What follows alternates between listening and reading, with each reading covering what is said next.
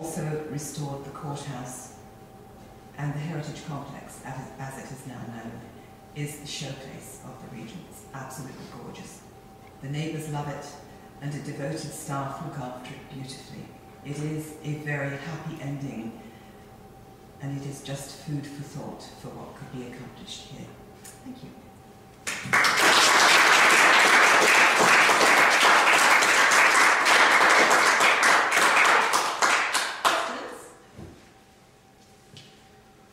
For a heritage district, is there some provision in terms of industry and what can be developed within a heritage district? Yes. Or a heritage district is it? It's livable as opposed to being a. It's usually livable. Mm-hmm. There are districts like the Goodham and Warts district in Toronto, which were, of course, were breweries, right, but which are now sort of reconstructed, well, not reconstructed, but renewed buildings that are used as boutiques and museums, and so it is adaptable reuse. Right. And that area is indeed a heritage conservation district. But usually it is a village, a hamlet, something like the middle of Oxford Mills, Barrett's Rapids,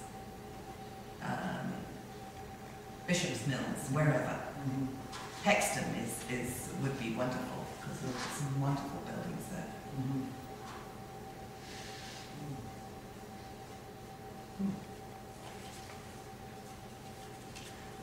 When you said that the Heritage Act originally had, its weakness was it had no teeth, has that changed, and what way does it have teeth?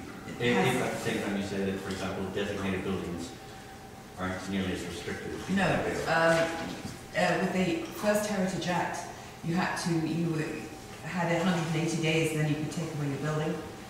Now, if you want to remove a designated building, it goes straight to a conservation review board hearing, and usually you lose because I don't think the conservation, as far as I know, the conservation review board has never agreed to take down a designated building. In a designated conservation district, do all the buildings within that district have to be designated? Well, they are all designated en masse. So right, but what if there's a building in there that doesn't have designation? No. It doesn't matter what your building is. Yeah. It usually, now for instance, if you take Barrett's Rapids.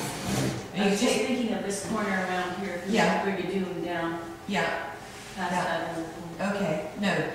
What it would do would be to sort of encase a predetermined area, and anything, it really governs infill. So anything that wanted to be built, that someone wanted to be built in the middle of Oxford Mills would have to be a very, very sympathetic design. It wouldn't restrict a building. You just couldn't put up a 4-story brass and glass thing that would stick out like a sore thumb. So it would have to fit in like the little building that they put across from the general store? Yeah. It would have to be sympathetic. I was talking to the owner of a stone house, and he was mentioning something he'd read. I don't know whether it's true or not, but if you designate a stone property, can anybody do the re-chinking of it, or does it have to be a heritage stonemason? It should be a heritage stonemason, but there's no rule. Okay. But on the other hand, if you don't put the correct chinking in, it's not going to do you any good anyway. So what you do if you've got a stone building that needs re-chinking here is go to Algonquin College in Perth and get the stonemasons from there to come out and do it. Second or third year, not first year. Yeah.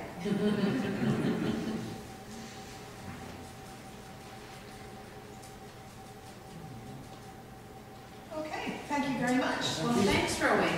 certainly this was the right group to be speaking to, and that's a lot of It's great like information. talking to the converted, you know.